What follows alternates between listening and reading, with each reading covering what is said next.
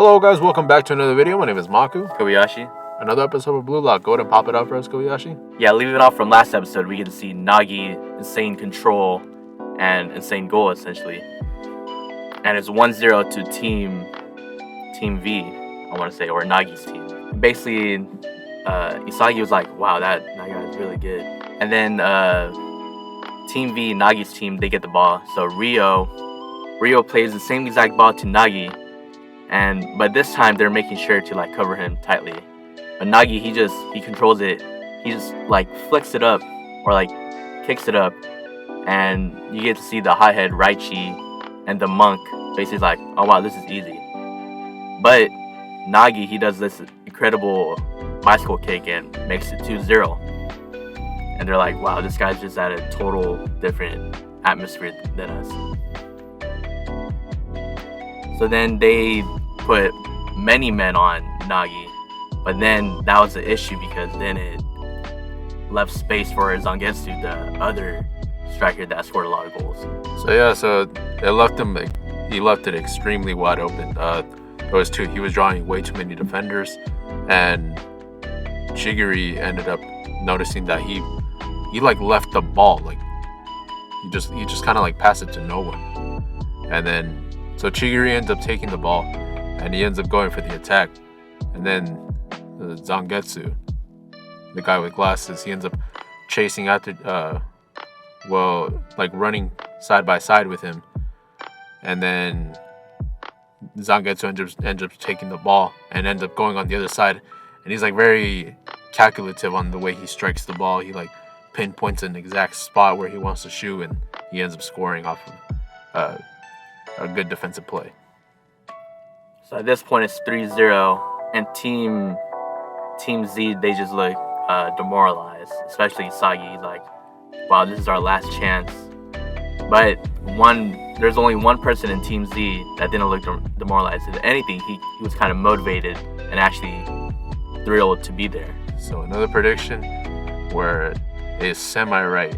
Previous episodes, there was the Chainsaw Man. Now for this one, it's also somewhat right because Bachira ended up popping off, right? He ended up just scoring one goal, but it was still like he like unleashed the monster semi because he didn't demonstrate that his full capability. Like he showed like even more than he usually does, but he definitely showed a lot of flair in the first goal for Team Z. Yeah. So the way he scored, basically he was doing like a lot of step overs against Rio and went past him with the roulette. And then for Zangetsu, he like kicked the ball up, and Zangetsu's like, why'd they kick the ball up? It's so obvious where he's gonna go. But then he did a Elastico in the air to beat past Zangetsu. And then there was three people on him. Basically, he just, your typical, just went past him. He did a rainbow flick over one, and then to score the goal, he finished it off with a Rabona. And by this goal, motivated Team Z. And basically, Bachira was telling them, in order for us to become better, we have to evolve. We have to create new formulas for us to score. They got the other members of his team thinking of new solutions. So for Kunigami, the Ichigo lookalike, for instance, he's like, oh, my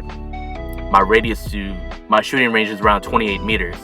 But at this point, he's like around the 32 meter or 34 meter, the way past it. And he's like, man, I should stop thinking about this. And then he just went for the shot. Because he was thinking about like, so as Kobayashi was saying, okay, so if there's any way for me to improve, I need to break my limit. So you end up breaking his limit and then some. So he ended up scoring, and then at this point it was 3-2. 3-2, but the way he scored too, he shot the ball, and he calculated like right in the middle.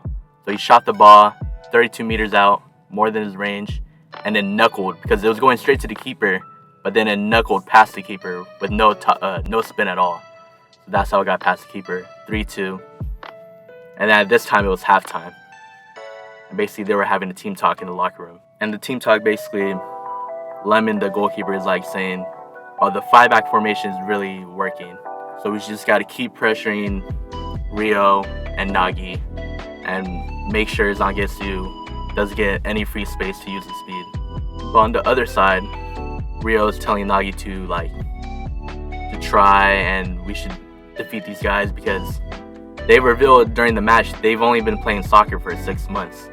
And Usagi's team were just really surprised because both of those guys were good, but they only started 6 months ago. So the second half starts.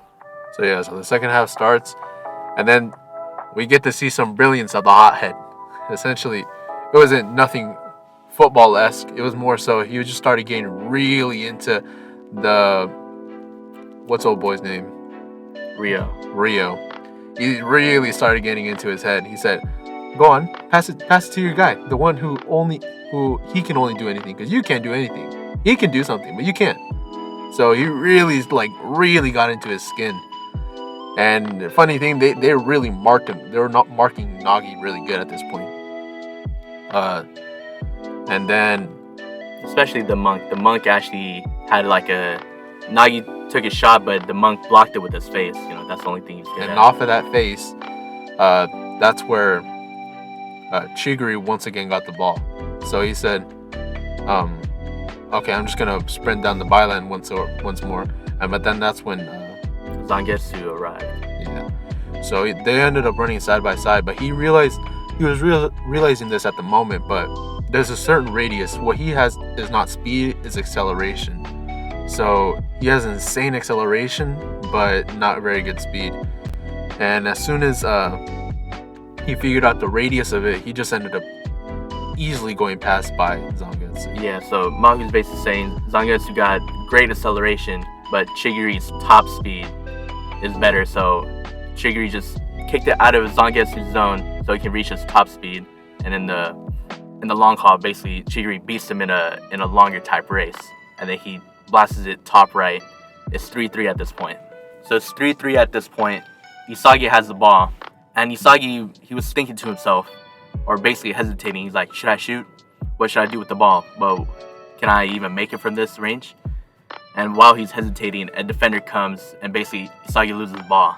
So the other team goes on a counterattack. Usagi is trying to defend. While running back, Nagi approaches him, saying, "Man, you're really weak. Why are you even playing if you're this weak? If I were you, I would have quit soccer by now."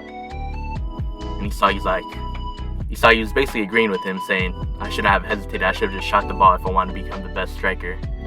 And they actually Nagi's words motivated Usagi to become better. So in the next episode, we'll probably see either Nagi's goal or Usagi's goal. Either way, there's only 6 minutes left, I want to say, in this match. It's 3-3. And it looks like my prediction is actually right. I'm actually surprised. I thought your prediction was going to be right with the 3-2, but 3-4 most likely. But I would say most likely it has to be Usagi's team, because if they lose, they're out. So, yeah, it was a very action-packed episode.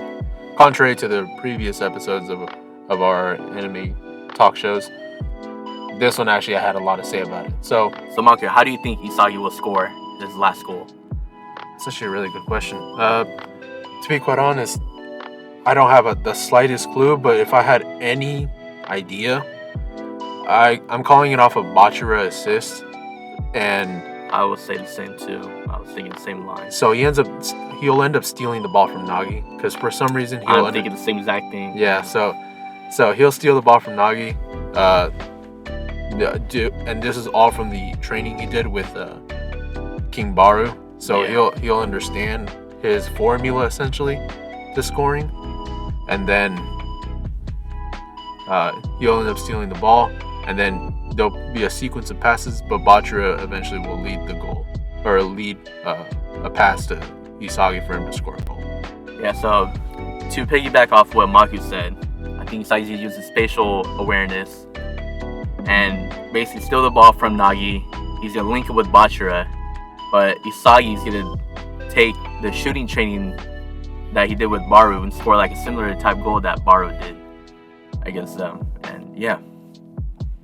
If I have anything to say about it though, I feel like Baru is going to be the main motivator, or the main way Usagi ends up playing. Because Baru essentially is the quote-unquote best striker due to the amount of goals that he scored. But Usagi just wants to replicate that and perfect it, along with the spatial awareness. Keep this in mind, this is only building 5. Baru is only ranked 200 something. So Baru is the best in this building, like I said, building 5, but there is still building 4, 3, and we haven't even heard about 2 and 1. So there are 200 so-called better forwards than we've seen so far. But this is obviously going to cut it down even more, and we'll eventually see what later on entails. But if you guys did enjoy this episode, please let us know in the comments down below. If there's any anime you would like us to talk about, also let us know. As always, my name is Maku. Kobayashi. And thank you.